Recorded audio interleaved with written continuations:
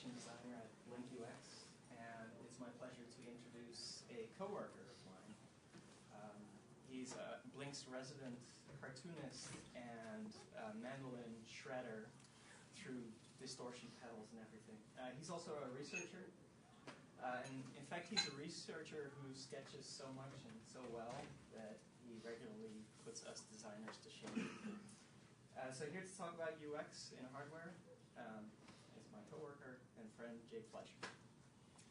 Thanks, that was nice. Appreciate it. Hey, y'all. I got to get this thing set up. This, I'm told, is for the recording only. So if you have trouble hearing me, this is not for the PA. This is for some other recording or something or other. If you have trouble hearing me, let me know. There is some noise in some of the slides. I mean, like audio. But we don't have any. Thanks. But we don't have any speakers, so you're not going to hear that part. And I think what I'll do is, who's got a watch I can borrow, just so I can keep track of time? I promise I won't leave with it. Hey, you have to promise. I promise. For real. Oh, that's a pretty nice watch, though. Thanks. It's great. Okay, so I noticed on the outside in the hallway there that there was an essential part of the title of the talk left out, the byline about naked UX, which of course was a really transparent ploy to get more people into the room. And I figured the only way I could possibly make that make any sense is to take pictures of stuff that's been taken apart. So naked hardware, I guess. So that's the extent of the naked UX, I suppose, but we'll talk about that. So I'm going to talk about physical interaction and tactility and the user experience of that. And I'm going to talk about that in relation to a case study. And this case study is old enough now that I can actually talk about it, but I've been sitting on it for years, really wanting to talk about it. But it's old history now, so don't have to really worry about it, I hope. Any Microsofters in the room? You know, Kaneko was in and spoke earlier. I was hoping that he was going to be in here. I really wished he would. Yeah. He had just... So this was from my time many years ago at Microsoft in the hardware design group. And Steve Kaneko was part of that group just previous to my arrival. Anyway, so there's a lot of things that happen and that you can get good and bad tactility out of it. And I learned this kind of the hard way going through it. And where you decide to have your design freeze is really important as far as either getting it right or not getting it right. And spoiler alert, we didn't get it right. So, I mean, there's nothing better than a case study of something that went wrong, I think. Because everybody, it's like, successful case stories. Everybody hears those. And then regretting it because that's what happened. And I'll talk about some other stuff, too. So in kind of the overview, it's about some heartache that we went through and the bodies in the wake, but I won't mention the bodies too much. But first, I'll talk a little bit about the glory. So at Microsoft, it's a company, and I'm sure it's changing now, or it's changed maybe a lot. But at the time, we were really good followers in hardware. We had some innovation things that we did, but this thing that we worked on, this tilt wheel, it was an innovation. It was the first time we had ever done it. It's the first time anybody had ever done it. It was first horizontally scrolling mouse and first high res, all sorts of stuff there. So we were really proud of that. And normally, our arch enemy in the hardware input world, Logitech, would totally clean our clocks, as, again, spoiler alert, as they did with this again. But at least we got it out first. So, yeah, the first can be tricky. And just, this is really super hardware geeky. in case you're not interested in that, you can bail at any time. I might razz you on the way out, but no hard feelings, okay? And you guys can razz me too, it's all right. Actually makes me feel better. So I'll start with the story of these two, I call it like the Accord and the Camry. It's like Honda and Toyota, Microsoft and Logitech. These are two tilt wheel mice, and they're just, they're pretty much exactly the same, a little bit different in styling. They both have high resolution scrolling wheels. They've both got 5 buttons, 1, 2, 3 underneath the wheel and 2 on each side. They're both ambidextrous. They're both kind of got fancy finishes. Again, styling's a little bit different. And so the Logitech one is the tilt wheel that they came out with probably like 6 months after we came out with our tilt wheel, that we spent maybe 18 months or 2 years on, painful process, bodies in the wake, as I said before. So I'm going to come back to that, to my fingers operating on that, because this is kind of an important part, the physical part. But as I said, Logitech really nailed it. And I'll give you a couple of better shots of these guys together. Super similar, right?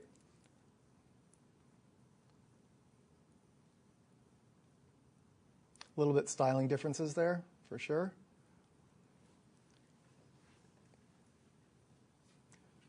Oh, the other thing is, mice get really dirty.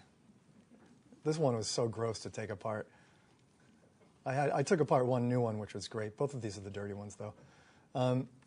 So Logitech on the right, on the left, I'm sorry, Microsoft on the right. So the funny thing was that it all came down to this. This is the Microsoft wheel, scroll wheel, and inside the scroll wheel is the optical encoding mechanism to send the signals to the OS that make stuff go up and down in your window. So right here is a little LED, and right here is a receiver end, and this whole unit right here stays stationary while these guys rotate around that, and these posts here kind of go in between the LED and the receiver and send signals to scroll, and you can actually control it quite nicely. But the decision to mount it in the wheel had this cascading waterfall effect that was incredible. It really kind of didn't work out in the end. So when I took this one apart right here, brand spanking new, nice and beautiful, right? So you're going to have to hold your stomach for this one right here. This is the Logitech wheel, and this. So there's those little posts in there are the equivalent of the Microsoft, and I'll talk about that a little bit later in the talk here. So we're going to look at the Microsoft wheel first and explain how that was done, and then come back and compare it to the Logitech one, and you'll see why Logitech really kind of did a better job than we did, despite all of our work on it. So that's the inside of it. The whole thing's mounted on what we call a little daughter board, a little PCB, and one of the kind of prominent features there is that wire hanging off the back of the scroll wheel assembly, and that is because the encoding takes place in the wheel, and the wheel has to tilt and go back and forth, and that was one of the reasons that the thing kind of went to hell in a handbasket. So I'm taking it apart here a little bit so you can see what it looks like. So that assembly comes out, and then this component right here tilts back and forth this way, and also goes up and down this way in order to get the Z, what we call the Z button, the third button underneath the wheel. So that's a good fore and aft view of it right there. this guy here, this tab's really important because that controls part of the spring tension of the tilt, and the amount of effort that you have to put into the tilt really had a positive or negative effect on the wheel itself. And so then that thing comes out like that, and then the whole thing comes apart like that. So there you see up here is the encoding device inside here. This is the carriage that allows the wheel to tilt back and forth.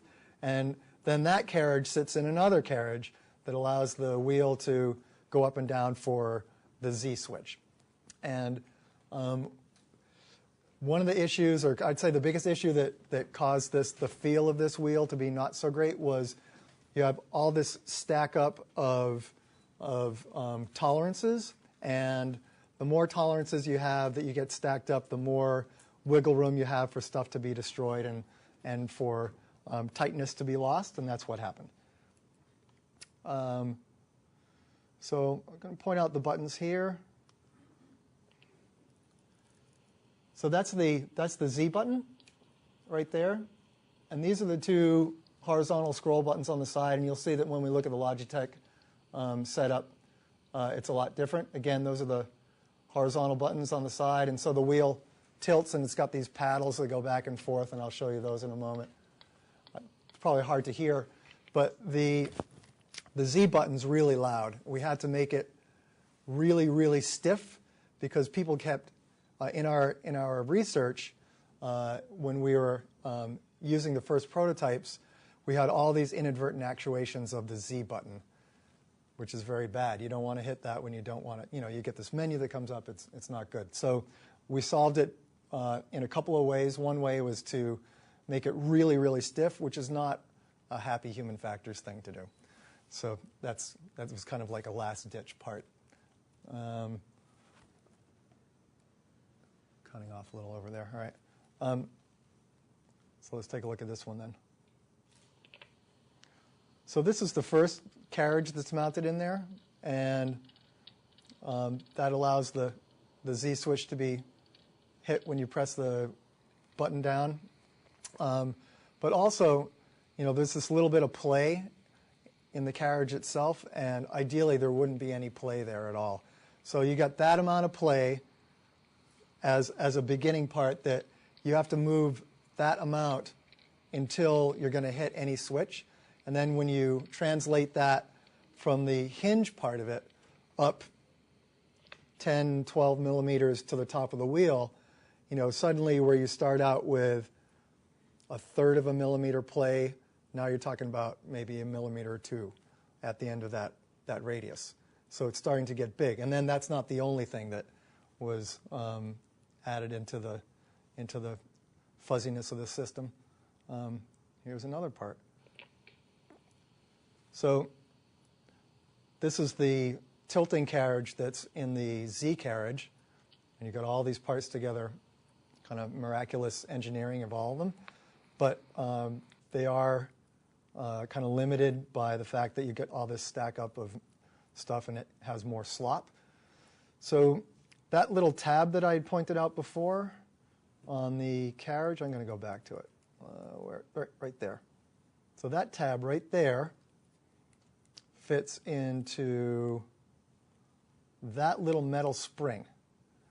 And that little metal spring is they've got a jig in the factory that bends those tabs at the right angle, and as you can imagine, the accuracy of that jig is only so good, right? So if there's any space between these tabs or that spring and the tab on the back of the wheel, then you know what happens, more free play, right?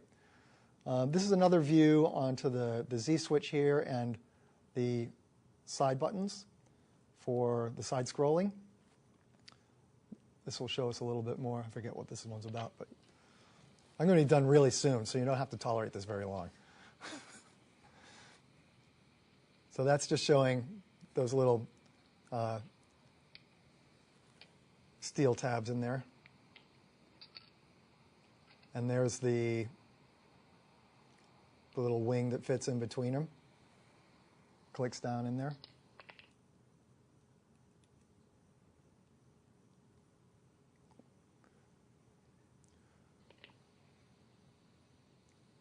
So then the whole assembly fits together like that. Then, you've got this cable that's got to be pulled against and pushed against, and that's going to destroy a little bit of the feel, and you've got all this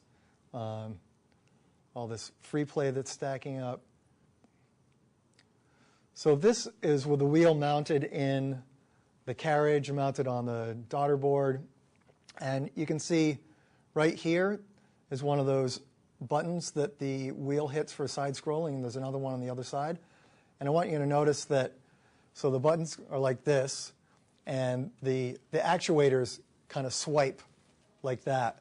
And that's problematic because you're not doing this directly onto the buttons. And when you're swiping at an angle, you kind of attack it in a weird way, and you can design for that, but that level of tolerance is not something you want to put in a $50 mouse. That's something you put in a $5,000 toilet that the government buys. So hopefully I show this correctly here, where you can see that those little wings on the side kind of swiping versus really pushing directly against it. The swipe's not good. So also you see that there's quite a lot of space before the swipe actually hits that button. Tristan, can you see it? I can see it. Can you understand it though? Yep. Okay. That's a good view right there. That works. See all that space? That space is that kills it. That totally kills it. It's like you've got, at the top there, you've got 10 degrees before anything happens. And then the worst part was that you got these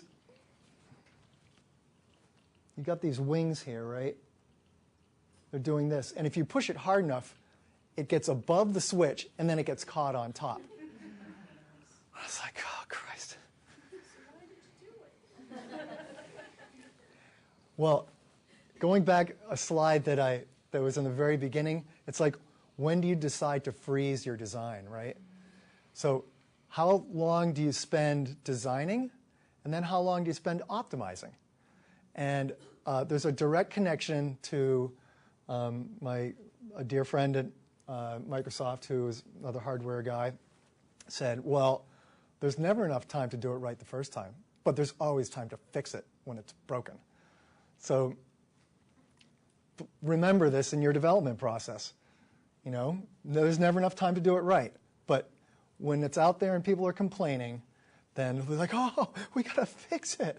Okay, if there's another 6 months, why couldn't we put that in the process in the beginning? That would have been much, much better. So this is a nifty little machine that we have, and it shows, this is deflection in millimeters, and this is force in grams. And so this is what a mushy switch looks like. You never really feel it. You don't know what it's like. This is what you don't want. And so we have all this nifty equipment, of course, in Microsoft, right? All sorts of cool stuff. That's what you want, right? Something really, really sharp and clicky. That you can't feel. You don't know when you've done it or not. So, you can tell on the interface when something happens sometimes, not always. But if you don't have that tactility in there, you don't know that you've actuated that switch or not. And that's why some people would push so hard on it that they'd get those tabs stuck on top of the switch. And then essentially it's a work stoppage for them because their mouse no longer works. If your mouse, you know what it's like to run out of batteries with your wireless mouse, right? That's like, holy crap. Now I can't do what I need to do.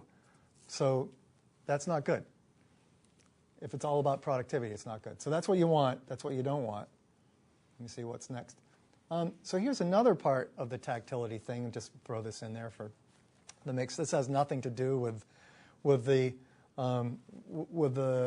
horizontal scrolling, but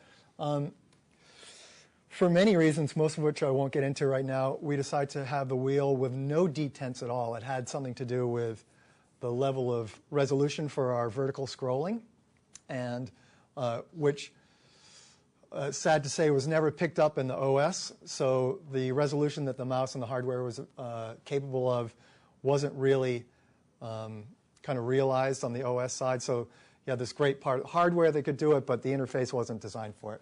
So the feel of the wheel underneath your finger is pretty important. And it's also very, like, people have very, very strong opinions about it. And we found that the feel that most people found acceptable or preferable was achieved with a certain tolerance of the outer diameter of this barrel here, the inner diameter of that wheel, and some grease in between. And the type of grease and the amount of grease was friggin' crucial. It was amazing. It was like, we got to use like the grease number 25002, you know, and it's like super special grease. They probably don't make it anymore. I don't know what happened to it. Anyway, so that's another thing. So you've seen this one before, and I explained it to you already, right? Okay, no need to hang out there for too long. Like I said, the talk's going to be over soon. Let's see. You've seen this, but I'm going to show it again. This with the carriage in place. So we had this problem with, like I said, inadvertent actuation of the middle button, or the Z switch, what we call the Z switch. And the reason that we had the inadvertent actuation was that we had to account for all this up and down movement because of all this free play in the system.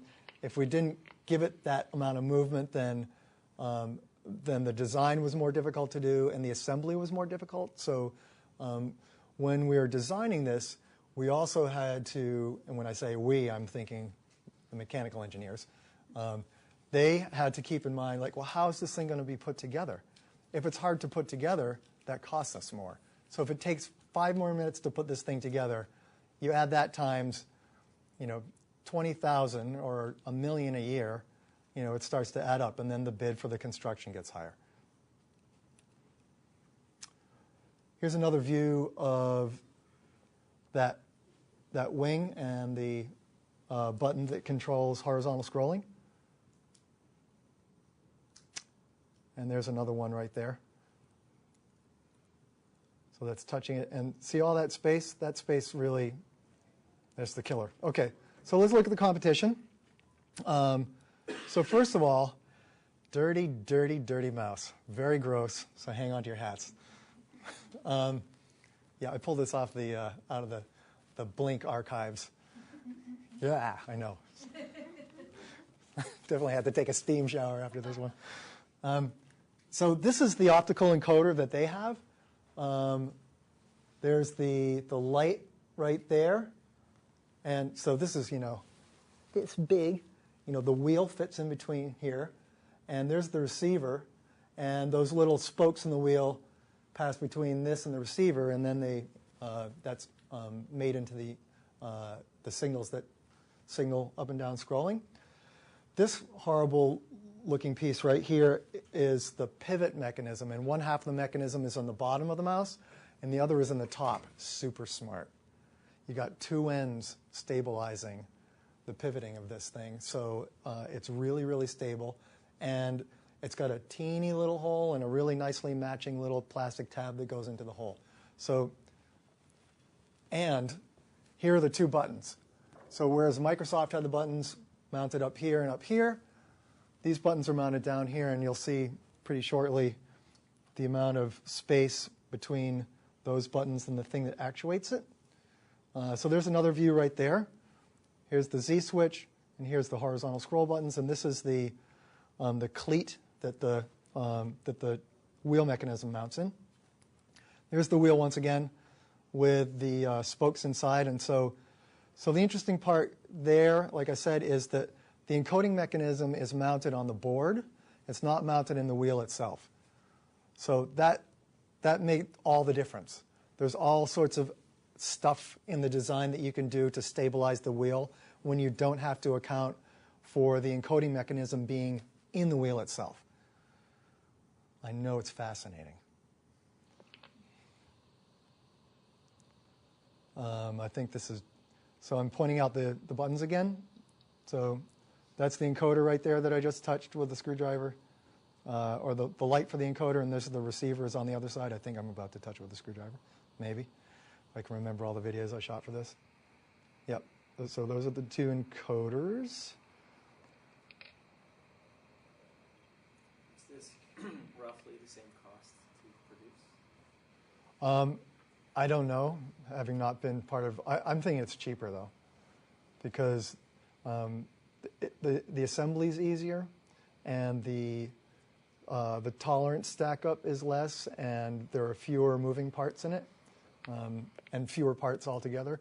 I mean, the mouse that I just assembled for the Microsoft photographs was a very, very complicated mouse. It actually wasn't the mouse that I showed in the beginning, because the mouse that I showed in the beginning was Joe Walensky's mouse, the guy who was running the conference, and I figured that I knew I was going to destroy it when I took it apart, so I didn't want to destroy his mouse. Question, but when it was rotating, it looked like it was basically spokes. Yeah. Is it basically calculating each time it gets interrupted? Yep. And it also can calculate levels of interruption. So it's not just bimodal. You know, it'll calculate a little bit of a shadow, more of a shadow, full interruption, then a lot of shadow, then little shadow, then nothing. That's very cool. So, and you can tune that adjustment. There's a little chip that controls how that signal is ported to the OS. And so the way you tune that signal can affect how scrolling is interpreted by the OS. But then, again, on the OS side or on the application side, it's got to be ready to interpret things in a certain way. So let's look at the equivalent here of the horizontal scroll button actuation. So it's not swipe, swipe, it's push, push. I don't know if you can see that right there. And these tabs are pretty much just sitting right on top of those buttons. So there's almost no free play, and there's no stack up of tolerances. You know, it's directly touching that button. There's no like 17 different carriages that it's a part of.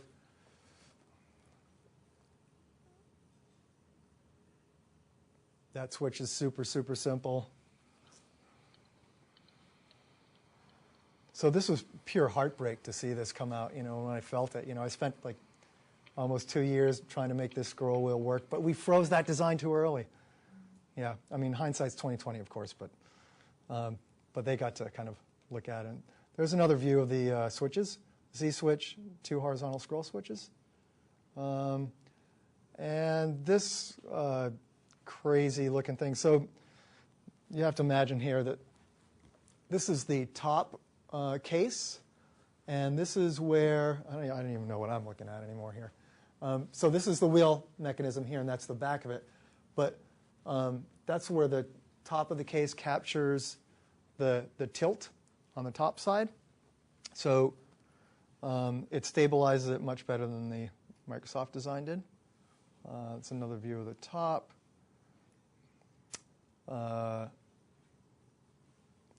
So I'm not... The thing here is to listen for the clicks.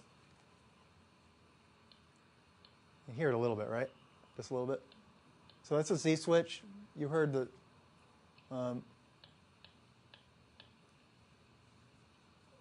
So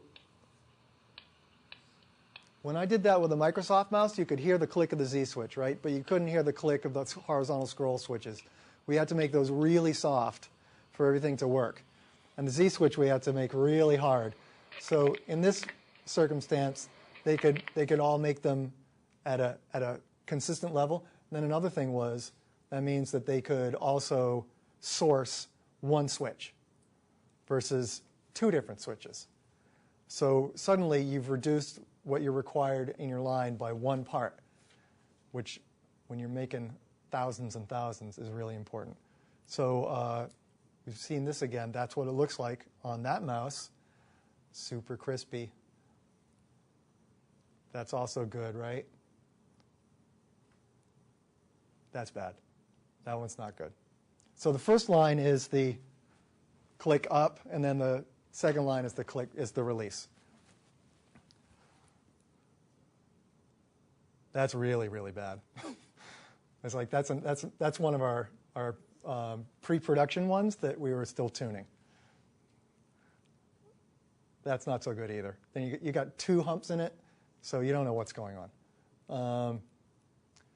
So we didn't even realize it in the beginning, but this is what the path was defined by, unfortunately, as I'd said, putting the encoder inside the scroll wheel.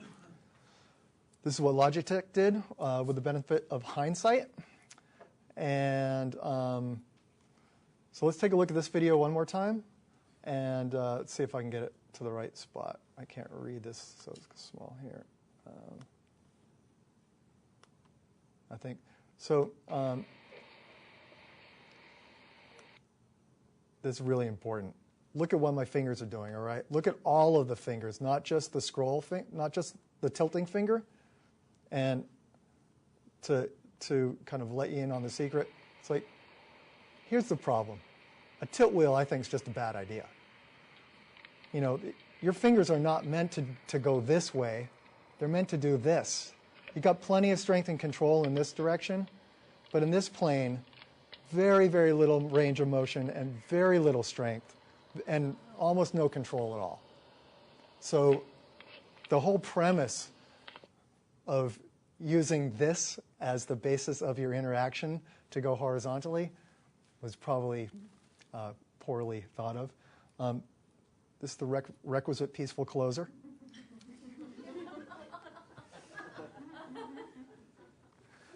Oh, wait, sorry, forgot one thing.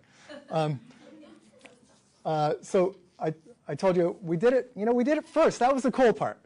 We did it first, and that was awesome because we never did things first, and we were really proud of ourselves. And, we had the kind of tail between the legs a little bit when we didn't do it first last time. But so, but on this particular model, and so we had parts of mice called platforms, and the scroll wheel's a platform is meant to go in a bunch of different types of mice.